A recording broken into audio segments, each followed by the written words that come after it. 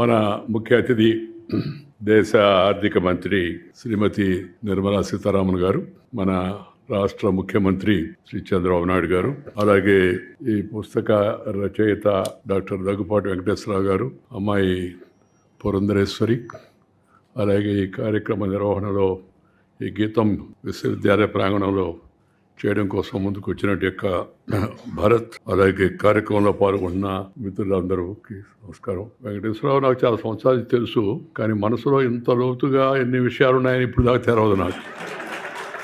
వాళ్ళ నాన్న కూడా తెలుసు నాకు బాగా. ఒక్క విషయం మాత్రం చెప్పాలా, ఈ ప్రపంచ చరిత్ర డాక్టర్ వెంకటేశ్వరరావు గారు రాసిన ప్రపంచ చరిత్ర పుస్తకాన్ని ఆవిష్కరించడం చాలా సంతోషంగా ఉంది. అది కూడా తెలుగులో రాసిన పుస్తకాన్ని ఆవిష్కరించడం ఇంకా మహా సంతోషంగా ఉంది. ఎందుకంటే మనందరం తెలుగు వాళ్ళం కాబట్టి, నాకు కూడా కొంత తెలుగు వచ్చు కాబట్టి ఆ పుస్తకాన్ని ఆవిష్కరించమని నన్ను వచ్చి కోరితే నేను తప్పనిసరిగా వస్తాను, ఆవిష్కరిస్తాను అని చెప్పాను. ఈ పుస్తకం రాయడం వెనక ఉన్న కారణం గురించి కూడా ఆయన చెప్పాడు. ఇది తన మనవరాళ్ళు వాళ్ళ కోసం, అంటే భవిష్యత్ తరం కోసం రాశాను. ఈ తరం వాళ్ళు చదువుకొని దీనివల్ల కొంత లబ్ధి పొందుతారు అని చెప్పారు. చాలా సంతోషమైన విషయం అది. పెద్దలు ఎప్పటికప్పుడు తమ రాబోయే తరాలకు వారికి జ్ఞానము విజ్ఞానము అందించాలి. పెద్దల అనుభవాలు, వారు సముపార్జించినట్టు యొక్క పరిజ్ఞానం వారితోనే అంతరించిపోకూడదు, అది తర్వాత తరానికి చేరాలని మన పెద్దలు చెబుతూ ఉంటారు. ఆ నాడుని సరిగా అర్థం చేసుకున్న నానుడిని డాక్టర్ వెంకటేశ్వరరావు గారు దాన్ని ఒప్పుకుంటూ ఈ మంచి పుస్తకం రాసినందుకు వారికి హృదయపూర్వకంగా నేను అభినందనలు తెలియజేస్తున్నాను. ఒక ప్రపంచ చరిత్ర ఒక పుస్తకంగా రాయడం అంత సులభం కాదు. ప్రపంచ చరిత్ర ఒక పుస్తకంగా రాయడం అంత సులభం కాదు. డాక్టర్ నందమూరి తారక రామారావు గారి నటన గురించి కూడా పుస్తకం రాయాలంటే సాధ్యమయ్యే పని కాదు. అమలు చేశారు మన వాళ్ళు కొందరు. ఈ ప్రపంచ చరిత్రలో జరిగిన పరిణామ క్రమాన్ని సరళమైన భాషలో సామాన్యులకు అర్థమయ్యేటట్టుగా పుస్తకాన్ని తీసుకురావడం చాలా ముదావహమైన విషయం అని చెప్పి నేను మనం చేస్తున్నాను. ఈ వివిధ సంఘటనలు క్రమేణా ఎలా మారాయి, వర్తమానం భవిష్యత్తును ఎలా ప్రభావితం చేస్తాయి అనే విషయాన్ని ఎప్పుడు చరిత్ర చెప్తూ ఉంటుంది మనకి. చరిత్ర దానంతరం అది రాసుకోదు. చరిత్రను కూడా ఎవరో ఒకరు రాయాలి. మామూలుగా రాజకీయాలు, ఆర్థిక శాస్త్రం, సంస్కృతి, విజ్ఞాన శాస్త్రం, మతం సహా మానవ సమాజంలోని అన్ని అంశాలను ఈ చరిత్ర స్పృశిస్తుంది. మామూలుగా చరిత్ర అంటే కేవలం గత సంఘటనల కాలక్రమం కాదు. చరిత్ర అదొక భాగం మాత్రమే. మన గుర్తింపులకు చరిత్ర అనేది ఒక పునాది. అది మన ఉనికికి సాక్షి మాత్రమే. చరిత్ర ద్వారానే మానవాడికి జరిగిన మంచి చెడులు, విషాదాలు, వివిధ సమాజాలు ఎదిగిన లేదా క్షీణించిన తీరు, నాగరికత విరసిల్లిన లేదా అంతరించిన ఆ యొక్క తీరును తెలుసుకోగలం. చరిత్ర ద్వారానే అది సాధ్యమవుతుంది.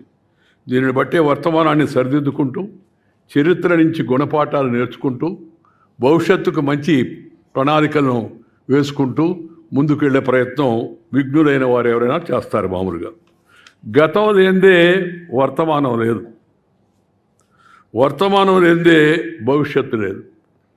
అందుకే చరిత్రను సరిగా నమోదు చేయడం, చరిత్రను తెలుసుకోవడం చాలా అవసరం. ఆ లైన్ ఒకటి అండర్లైన్ చేసి చెప్తాను నేను. ఈ చరిత్రను సరిగా నమోదు చేయడం, దీనికి ఆ మాట అనడానికి ఒక బ్యాక్గ్రౌండ్ ఉంది, అది కూడా చెప్తాను నేను. చరిత్రను ఉన్నట్టుగా నమోదు చేయడం మానవ సమాజానికి చాలా అవసరం. దురదృష్టవశాత్తు చరిత్ర చాలా వరకు నాకు కొంత అనుభవం ఉంది, కొంత వయసు కూడా ఉంది కాబట్టి కొంత చదివానండి. చదివంటే ఇది పెద్ద పుస్తకాలు చదవలేదు, కానీ నేను మానవ జీవితాలు చదివాను ఎక్కువగా. నా జీవితంలో నాకున్న అనుభవం అదే. నేను మామూలు పల్లెటూరులో వీధి బడిలో చదువుకున్నవాడిని. అందువల్ల పెద్ద పెద్ద పుస్తకాలు చదివేంటికి ఆసక్తి కానీ, అలాంటి అవకాశం కానీ, ఆ విధమైన ప్రయత్నం కానీ నేను చేయలేదు. మామూలు పుస్తకాలు చదివాను.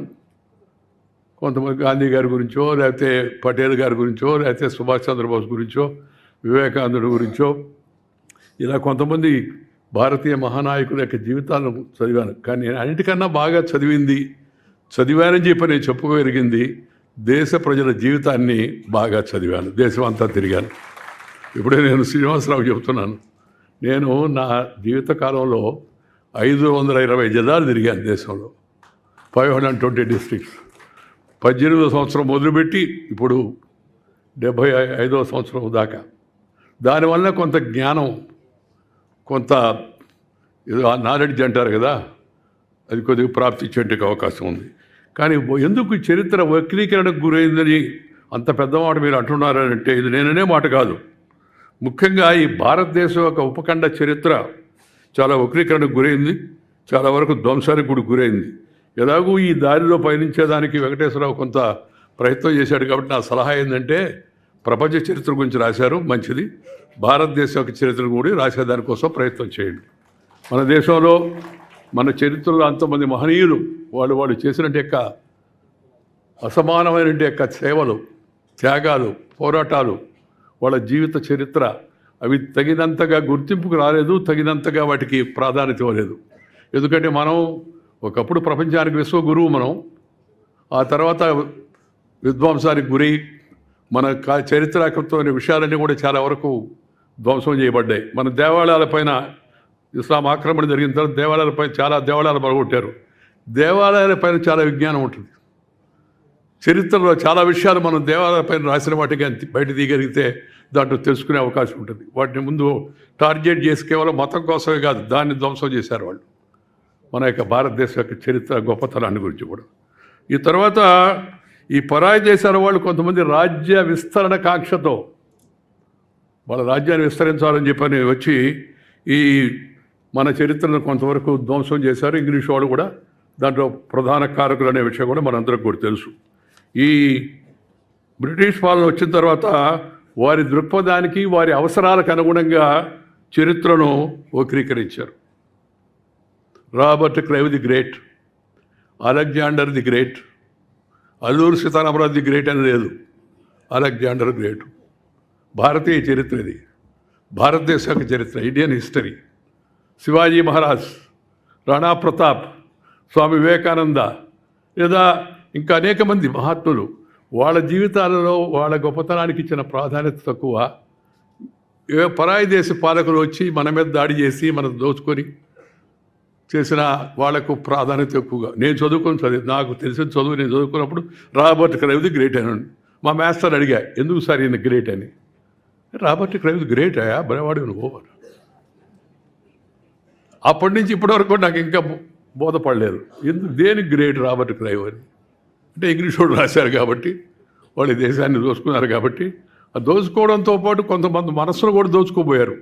అందుకని మన వాళ్ళు ఇప్పటికి కూడా బ్రిటిష్ వాళ్ళే గొప్పవాళ్ళయ్యా, కొంతమంది వాళ్ళు ఏం చేసినా గొప్పగా చేస్తుంటారని అలాంటి భావాన్ని కలిగించారు వాళ్ళు, చరిత్రను వక్రీకరించి వాళ్ళ విషయాలను చూపించి. అందువల్ల చరిత్ర వక్రీకరణ కాకుండా జరగాల. అలాగే కొంతమంది వాళ్ళ దృక్పథంతో రాస్తుంటారు, అదొక కొత్త ట్రెండ్ దేశంలో.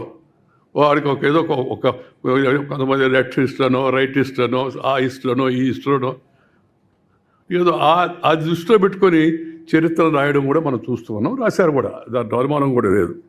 ఈ వెంకటేశ్వరరావు గారు రాసిన ఈ ప్రపంచ చరిత్రలో తనకు తెలిసిన, తాను సేకరించిన సమాచారాన్ని బట్టి ఏదో దృక్పథంతో కాకుండా ఉన్నది ఉన్నట్టుగా సరళమైన భాషలో మన ముందు పెట్టాడు. అందువలన అది సంతోషించాల్సిన అంశంగా నేను భావిస్తూ ఉన్నాను.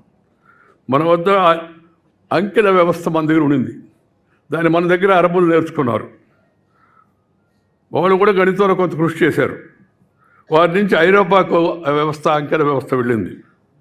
అయితే అరబ్బులేమో అంకెలను హిందుస్థానీ అంకెలని పిలుస్తారు ఇప్పటికి కూడా. పాశ్చాత్య దేశాల వాళ్ళు వాటిని అరబిక్ అంకెలు అంటుంటారు. అరబ్బులే దాన్ని కనిపెట్టినట్టుగా ప్రాచుర్యం సాగించారు. ఒక ఉదాహరణ చెప్పడం కోసం ఆ మాట చెప్తున్నాను నేను. చరిత్రను ఎలా వక్రీకరిస్తారు అనే దానికోసం అని చెప్పాలి. దేశ విభజన కారణంగా మన చాలా చరిత్రను కోల్పోయాం. మన ఆనవాళ్ళను కూడా ధ్వంసం చేశారు. ఒకప్పుడు ప్రపంచానికి విజ్ఞానం అందించిన తక్షశిల విశ్వవిద్యాలయం సర్వనాశనానికి కారణమైంది. తక్షశిల, విక్రమశిల, ఆ రోజుల్లో నలంద, ఈ విశ్వవిద్యాలయాలు ప్రపంచానికి అంతా కూడా, ప్రపంచంలో వాళ్ళు అందరూ వచ్చి కూర్చొని ఇక్కడ చదువుకొని పోయేవాళ్ళు. పుస్తకాలు కూడా రాశారు.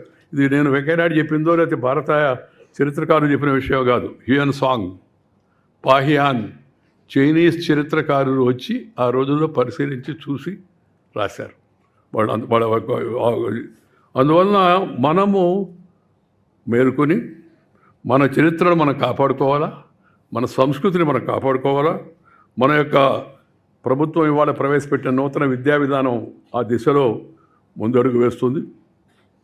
అదే కాదు, ఈ మరిగిపోడిన ఈ చరిత్రలో ఉన్న విషయాలను బయటికి తీయడం కోసం కూడా ఇంకా పరిశోధనలు జరగాలని చెప్పి నేను కోరుకున్నా. యువతరం విశ్వవిద్యాలయాల్లో చదువుకునే వాళ్ళు వారితో పాటు చరిత్ర కూడా తెలుసుకోవాలి. చరిత్ర చాలా అవసరం. ఇందాక వెంకటేశ్వర గారు కూడా చెప్పారు కదా, నాకు కూడా అనిపిస్తుంది. ఏ సబ్జెక్టు చదివేవాడికైనా, మెడిసిన్ చదివేవాడికైనా, ఇంజనీరింగ్ చదివేవాడికైనా, లేకపోతే ఐటీలో ఉండేవాడికైనా దేశ చరిత్ర ఒక తప్పనిసరి భాగం చేయాల్సిన అవసరం ఎంతో ఉంది. చరిత్రను తెలుసుకోవాల్సి ఉంది. ప్రతి ఒక్కరు కూడా చరిత్రను తెలుసుకోవాల్సి ఉంది.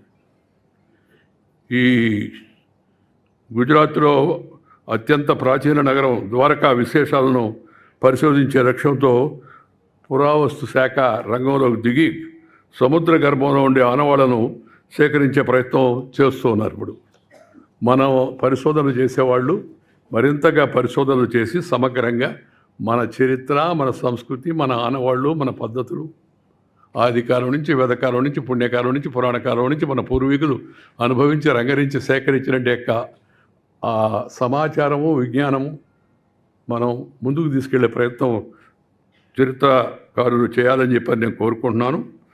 ఈ గతానికి సంబంధించిన నమోదు చరిత్ర మామూలుగా ఈ నమోదు తటస్థ వైఖరితో జరగాల. మళ్ళా నేను అండర్లైన్ చేస్తున్నది, తటస్థ వైఖరితో జరగాల. ఇజాలు దాంట్లో జొప్పించకూడదు ఎవరు కూడా. అందువలన చరిత్రను నమోదు చేసే వ్యక్తుల యొక్క దృక్పథాలకు అనుగుణంగా చరిత్రను తయారు చేయకూడదు. జరిగినట్టుగా సమాచారాన్ని సేకరించి భిన్న దృక్పథాలు ఉన్నవాళ్ళు కూడా చారిత్రాత్మక సత్యాలను అన్వేషించి దాని శాస్త్రంలో తీసుకెళ్లాలని చెప్పి నేను భావిస్తున్నాను. మన చారిత్రక అనేక ప్రదేశాల్లో ఉన్న అన్నీ కూడా శిథిలం అయిపోతున్నాయి. వాటిని కాపాడుకోవాల్సిన అవసరం ఎంతో ఉంది. చరిత్రలో యాత్రా సాహిత్యం ఉంది ఒక ముఖ్యమైన పాత్ర. యాత్రా సాహిత్యం నేను చెప్పాను కొద్దిగా నాకు ప్రాపంచిక పరిజ్ఞానం వచ్చిందంటే తిరగడం వలనని. మన దేశంలో తిరిగాను, విదేశాల్లో కూడా తిరిగాను. తిరిగి జనంతో నేను ఎక్కడికి వెళ్ళినా రాజకీయ నాయకుడిగా కూడా, మామూలుగా రాజకీయ నాయకుడు ఏం చేస్తుంటారు, విజిట్, ఒక meeting, press conference, night evening flight, return. నేను జీవితంలో ఒక లక్ష్యం పెట్టుకున్నా, ఎక్కడికి వెళ్ళినా సరే అక్కడ రాత్రి నైట్ హాల్ట్ చేయాలా. అప్పుడే అసలు విషయాలు బయటకు వస్తాయి. మనకి అందరూ మాట్లాడతారు మనసు విప్పి. నువ్వు అటు కాకుండా వెళ్ళి కార్యకర్తలను అడ్రస్ చేస్తావు, మీటింగ్ అడ్రస్ చేస్తావు, ప్రెస్ అడ్రస్ చేస్తావు, వెళ్ళిపోతావు అనుకోండి, నీకు లోతైన విషయాలు తెలవు. నేను ఆ దృక్పథాన్ని అనుసరించి ఎక్కడికి వెళ్ళినా రాత్రిపూట ఉండడం, వాడితో గడపడం అలవాటు చేసుకోవడం వలన కొంత విషయ పరిజ్ఞానం వచ్చిందని చెప్పని నేను భావిస్తున్నాను. ఈ హ్యూయన్ సాంగ్ చాలా విలువైన సమాచారాన్ని సేకరించాడు.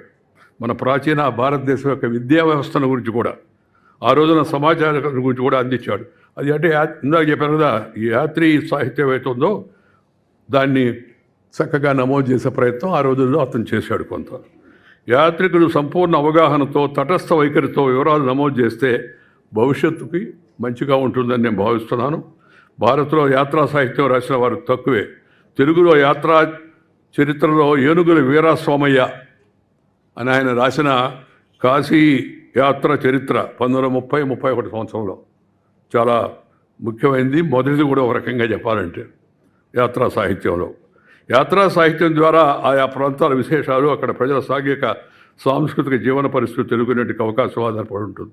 ఇప్పుడంతా ఫేస్బుక్, ఇన్స్టా, యూట్యూబ్ వంటి సామాజిక మాధ్యమాలు చొచ్చుకుపోతున్నట్టే ఈ రోజుల్లో ఈ ట్రావెల్ బ్యాగ్స్ కూడా వస్తున్నాయి. చూసింది చూసినట్టుగా, ఉన్నది ఉన్నట్టుగా వీటిలో నిక్షిప్తం చేయడం ఒక మంచి పరిణామం అని చెప్పి నేను భావిస్తున్నాను. ట్రావెల్ యాక్స్ వరకు పర్వాలేదు, కానీ ముఖ్యమైన రాజకీయ పరిపాలనా అంశాలు, సమాజాన్ని విస్తృతంగా ప్రభావితం చేసే అంశాలు మాత్రం వక్రీకరణలు, అర్ధసత్యాలు ఇప్పటికి కూడా కనబడుతున్నాయి. ఈ సోషల్ మీడియా మొదట్లో చాలా పాజిటివ్గా ఉండేది. ఇప్పుడు సోషల్ మీడియా కాస్త యాంటీ సోషల్ మీడియాగా తయారైపోతుందని చెప్పి భయం కలుగుతుంది. అలాగే ఇప్పుడు రాబోయే రోజుల్లో ఆర్టిఫిషియల్ ఇంటెలిజెన్స్ అంటున్నారు. అది కూడా ఏం చేయగలదో నాకు అర్థం కాదు. నేను చెప్పాక నాకు అంత పెద్దగా చదువుకున్నవాడిని కాదు నేను. ఆర్టిఫిషియల్ ఇంటెలిజెన్స్లో నేను ఇక్కడ ఉంటే అక్కడ ఉన్నట్టుగా చూపించి ఇంకేదో చేస్తున్నట్టుగా చేస్తే ఏమవుతుంది, దీనికి పరిష్కారం ఏంది, సరైన పద్ధతిలో నడపగలిగితే మంచిదే. ఇప్పుడు సోషల్ మీడియాని కాస్త అదుపులో పెట్టాలనేది కేంద్రం ఏదో కొన్ని తీసుకొస్తుంటే దానికి గొడవ చేస్తారు అంతా కూడా. మీరు ఎట్లా కంట్రోల్ చేస్తారని. కంట్రోల్ చేయకపోతే వచ్చే పరిణామాలు ఏందో మీరు చూశారు. ఆంధ్రప్రదేశ్లో ముఖ్యంగా సోషల్ మీడియాని ఎలా వాడుకునేట్టుగా చేశారు. దాని పరిణామాలు ఏమిటి? దాని పరిణామాలు ఇప్పుడు కొంతమంది అనుభవిస్తున్నారు. అదేమంటే మేము అనుకోలేదు, నేను కాదండి, ఆయన ఎవరో ఎక్కడి నుంచో చెప్పాడు, ఆయన చెప్తే నీకు బుద్ధి ఉండబడలే చేయడానికి. సింపుల్. అది వేరే విషయం అనుకోండి. రాజకీయాల్లోకి ఆ వ్యక్తుల గురించి నేను రాజకీయాల్లో లేను ఇప్పుడు, అందువల్ల నాకు దాని గురించి పెద్ద ఇదేది. కానీ జరుగుతున్న విషయాలు వాటి గురించి సహజంగా ఒక బాధ్యత కింద పౌరుడిగా ఆందోళనగా ఉంటుంది. అందువలన చరిత్ర అనేది కేవలం చరిత్రకారులు లేకపోతే రచయితలకు మాత్రమే పరిమితం కాకూడదు. అది సమాజంలోని అందరి యొక్క బాధ్యతగా ఉండాలని చెప్పి నేను భావిస్తున్నాను. చాలా సంతోషం. మంచి పుస్తకం ఆవిష్కరించే ఈ కార్యక్రమంలో అందరం కలిసి పాల్గొన్నాం. కేంద్ర ఆర్థిక మంత్రి నిర్మలా సీతారామన్ గారు ఒక మాట చెప్పాలా, ఏంటంటే ప్రపంచం అంతా ఆర్థిక వ్యవస్థ చాలా కుదుపులకు లోనైపోతుంది.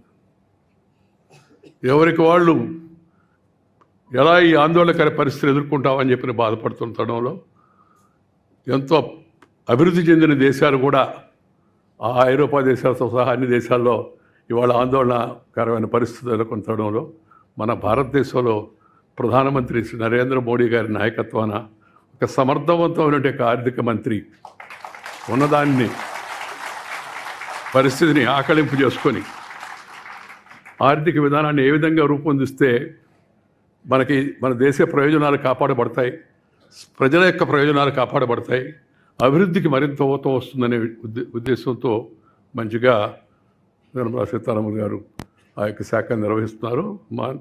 నీకు నా అభినందనలు. ఎందుకంటే నేను ఇప్పుడు అక్కడ చెప్పడానికి సభలో లేను.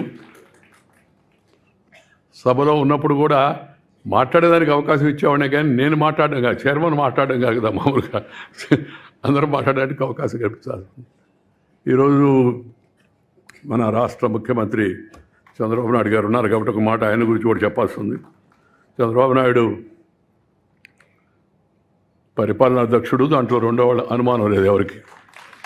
అభివృద్ధి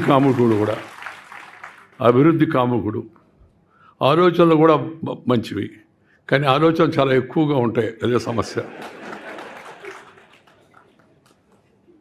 మన ఉన్న సమయం గుర్తుపెట్టుకొని, మనకిచ్చిన అవకాశాన్ని గుర్తుపెట్టుకొని, అవకాశంలో చేయగలిగిన వాటిపైన ఎక్కువగా దృష్టి పెడితే మరింతగా రాష్ట్రం అభివృద్ధి చెందుతుందని నేను భావిస్తున్నాను. నేను బాబు కన్నా కొద్దిగా వయసులో కొద్దిగా పెద్దవాడిని అనుకుంటున్నాను. మేమిద్దరం మొదటి నుంచి కూడా నేను ఒక తమ్ముడు కానీ సోదరుడు కానీ భావించేవాడిని, అలాగే మాట్లాడుతూ ఉండేవాడిని. మన రాష్ట్రాన్ని బాగు చేసుకోవాల్సిన అవసరం ఎంతో ఉంది. దాంట్లో అందరం కూడా ప్రభుత్వంతో సహకరించాలి, పార్టీలతో నిమిత్తం లేకుండా. ఎందుకంటే ఆర్థిక వ్యవస్థ చాలా దెబ్బతినిపోయింది. ఇందాక చెప్తూ ఉంటే మన కామెంటేటర్ మన రాష్ట్రం, మన దేశం అని ఎంత పట్టుబడులు వస్తున్నాయని, అవన్నీ అసలు లెక్కలన్నీ చెప్పకుండా నిర్మలా సీతారామన్ ఏంటది, వీళ్ళకి అన్నీ బాగున్నాయి, మళ్ళీ ఇంకేం పదేది అనుకుంటుంది. ఏం చెప్తున్నా నేను పక్కన వచ్చు. కేంద్రం సహాయం తీసుకొని రాష్ట్రానికి తక్షణ అవసరాలు అవుతున్నాయో వాటిని ప్రయారిటైజ్ చేసుకొని రాష్ట్రాన్ని మంచి పదంలో తీసుకెళ్లాలని చెప్పని నేను కోరుకుంటున్నాను. దాంతోపాటు ఒక మంచి పని చెప్పాడు ఆయన నిన్న, మాతృభాషలో విద్యాబోధన జరగాలని. చాలా చాలా సంతోషం. మన దేశంలో మన భాషలో మనం ఆడుకోకుండా ఇంకో భాషలో ఏంది అంటే ఇంగ్లీష్ నేర్చుకోకూడదు అని కొందరు అడుగుతుంటారు. సార్ ఎవరు చెప్పారు ఇంగ్లీష్ నేర్చుకోవద్దని? తప్పనిసరిగా నేర్చుకో. ముందు అమ్మ భాష నేర్చుకో. అమ్మ భాష కళ్ళ లాంటిది, ఇంగ్లీష్ భాష కళ్ళద్దాలు లాంటిది. కళ్ళుంటే కళ్ళద్దాలు పనిచేస్తాయి, కళ్ళు ఏమనుకోండి కళ్ళద్దాలు అటు పనిచేస్తాయి. అందువల్ల మన భాషను మనం రక్షించుకోవాలా, మన భాషను మనం ప్రోత్సహించుకోవాలా. విద్యా విధానం 10వ తరగతి వరకు, ఆ తర్వాత ప్రభుత్వ ఉత్తర ప్రత్యుత్తరాలన్నీ తప్పనిసరిగా తెలుగులోనే జరగాలి. ఆ మధ్య ఒక ఆఫీసర్ అడిగితే, సార్ ఒక కాపీ తెలుగులో కూడా కాపీ వేస్తున్నాం సార్ అని. ఏమంత దౌర్భాగ్యం మాకు తెలుగు వాళ్ళకి తెలుగులో కాపీ వేయడం. ఇంగ్లీష్లో ఏంటి కాపీ ఒకటి వాళ్ళకి కావాలంటే. తెలుగు వాళ్ళకి తెలుగులో ప్రభుత్వ ఉత్తర ప్రత్యుత్తరాలు ఉండాలా. ఆ విషయంలో కూడా శ్రీ చంద్రబాబు చొరవ తీసుకొని పరిస్థితిని మరింత మెరుగుపరుస్తాడని చెప్పి నేను భావిస్తూ ఉన్నాను. ఈరోజు ఒక మంచి కార్యక్రమం సందర్భంగా నలుగురం కలిసి ఒక వేదిక మీదకి వచ్చి కొన్ని విషయాలు మాట్లాడుకునే అవకాశం లభించింది. నేను ఇందాకే చెప్పాను, నేను రాజకీయాల్లో లేను, కానీ ఆలోచనలు అయితే బాగుంది, ఆలోచన చేస్తుంటాం మామూలుగా. మనం చెప్పాను, నేను రిటైర్డ్ బట్ నాట్ టైర్డ్. పదవీ విరమణ చేశాను కానీ పెదవి విరమణ చేయలేదు. అందువల్ల దేశం రాష్ట్రంలో జరుగుతున్న పరిస్థితుల పైన నా ఆలోచనలకు అనుగుణంగా నేను తిరుగుతూ ఉంటాను. నాకు చెప్పదలుచుకొని చెప్తుంటాను. ఎవరి ఇద్దరిని ఉద్దేశించింది కాదు, ఎవరికి చెడు సంకల్పించేది కాదు. నాకున్న అనుభవాన్ని జనంతో పంచుకోవాలనే ఉద్దేశంతో నేను రాయడం కానీ లేకపోతే మాట్లాడడం కానీ ట్వీట్ చేయడం కానీ చేస్తాను తప్పితే మరేం కూడా కాదు. ఈ విషయాన్ని అందరూ కూడా అర్థం చేసుకుంటారని నేను భావిస్తున్నాను. నాకు ఈరోజు ఈ అవకాశం కల్పించిన దగ్గుపాటి వెంకటేశ్వర గారికి కృతజ్ఞతలు తెలియజేస్తూ మీ దగ్గర సెలవు తీసుకుని నమస్కారం. జై హింద్.